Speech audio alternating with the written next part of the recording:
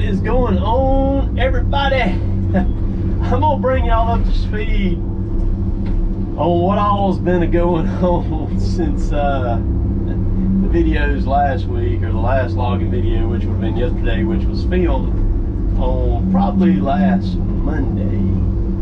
So I think it's been 2 weeks since we had the fire, the two fires. We had the fire on this loader here, and then the fire on the 630 skidder. The fire on the 630, it didn't hurt anything on it, but this one here, there was quite a few things that it got several hoses on it and got quite a few wires.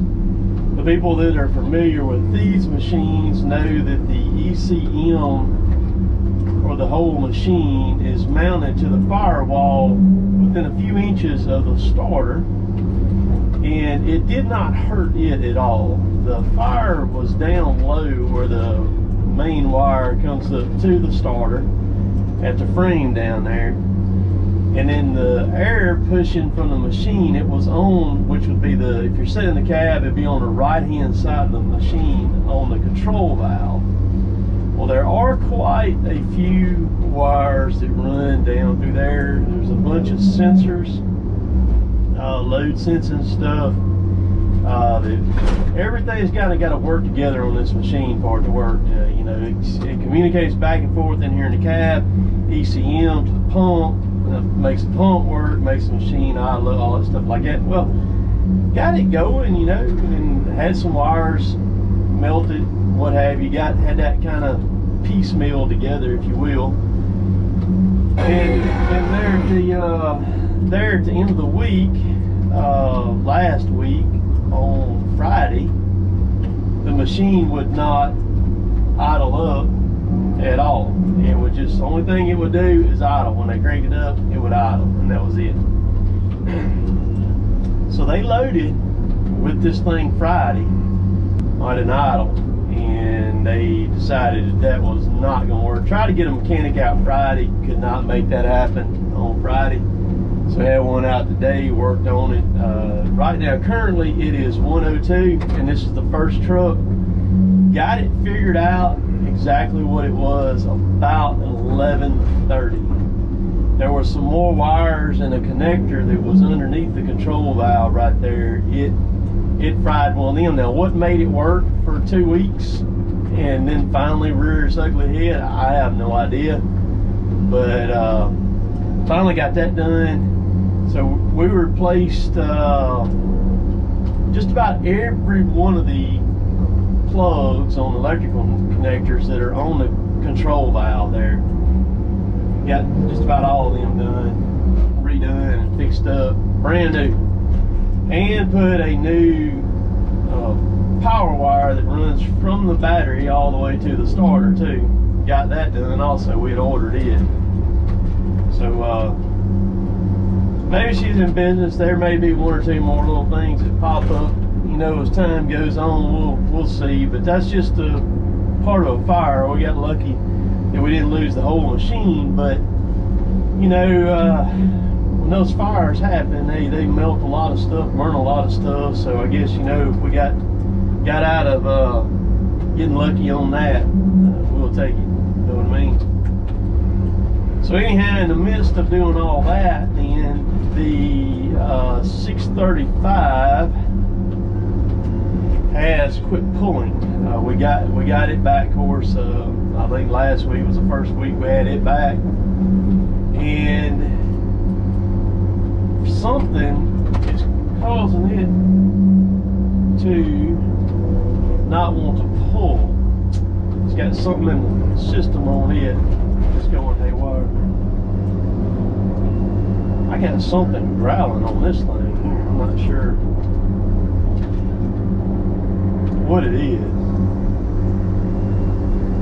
Something is growling on this dude. I don't know if y'all can hear that or not.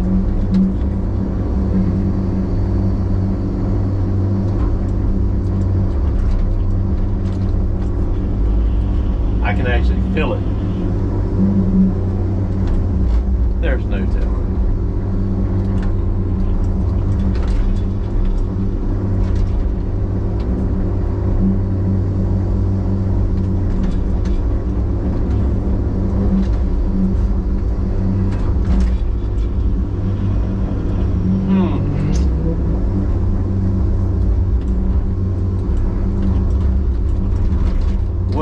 is something that's rotating, you know, kind of like a bearing.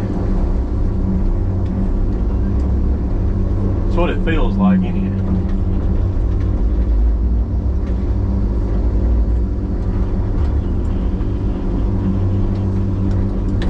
So that buzzing noise that you can hear, it feels as bad as it sounds. That was it.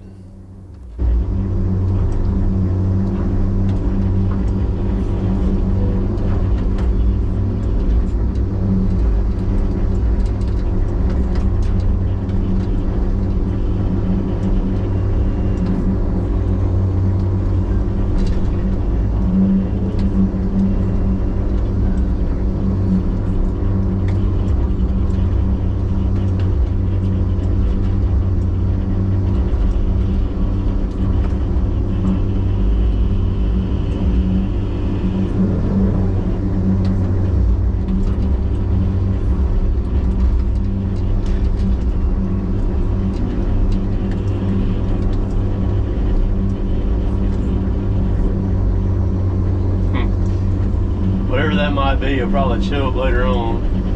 Or maybe it'll just kind of fix itself, you know what I mean?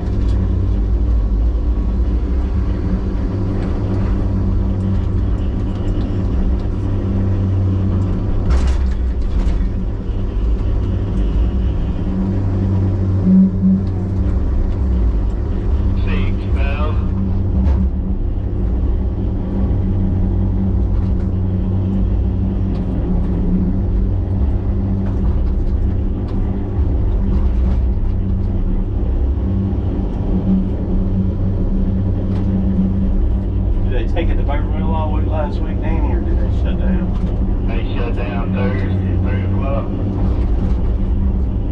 I think it was Thursday at 3. That 4,000.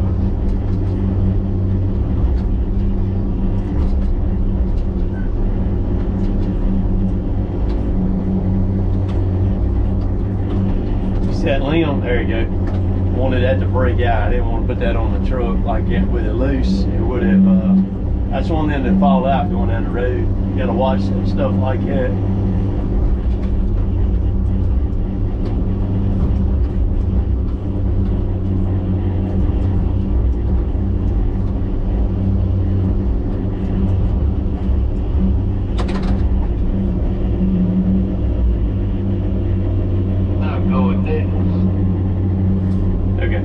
Thought it might be something with the air conditioner blower or something, but that's not it. This thing is making some noise. Let me jump out here and look at this thing real quick. Alright, whatever it is that's making that noise on this machine is coming from the control valve. So I don't know if one of the solenoids, it's got 3 solenoids on it on the side of it, on the top side of it. I don't know if one of them is fluctuating on and off or what the deal is, but the machine, the power of it is fine. It's doing fine, just like what it's supposed to be doing as far as running and the flows on it. And also, I don't know, but I'm gonna run it. That's all we can do. All right, right there. That's all that we do is just run the dog at it. Let's see. That's it, right? Yes, we're good. All right, I'll be back. Alright, whatever it was has completely quit. Well, that's a good thing. Because I could feel it in the cab right here pretty bad. I could feel it. Y'all, like I said, I don't know. Y'all might have been able to hear it. I don't know. When I got out, I could hear it real bad. And I just idled it down, let it idle for a little bit. When I idled it down there, it kind of smoothed on out. So maybe, there's no telling. There is no telling, because we pulled all 3 of those solenoids out of the side of that control block, and we might have got, there's probably a little bit of air in there. You don't have to bleed these systems. They'll push the air out themselves back to the tank. That's no problem. But it could have had something, you know, a little bit of air in it cavitating back here. There's no telling with one of these things. Because there's these machines, it amazes me that they stay together as well as they do, and because there's so many moving parts on these things, Gosh, if you pull one of these control valves apart and you start looking at the oil journals and ports that are all through that crazy thing, there's just tons and tons and tons of them, pressure release valves here, there, and yonder, and lines all over the place, man. And whew, lots of stuff's got to work together to make it all work.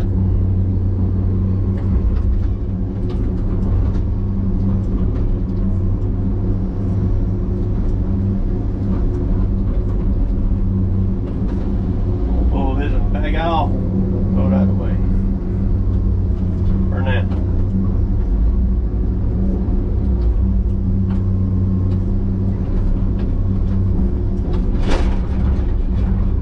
Need some longer stuff. I got some in another pile over here. I'm gonna load everything I got right here, and then I'll flip around over on the other side of Scott and finish loading. So there we go.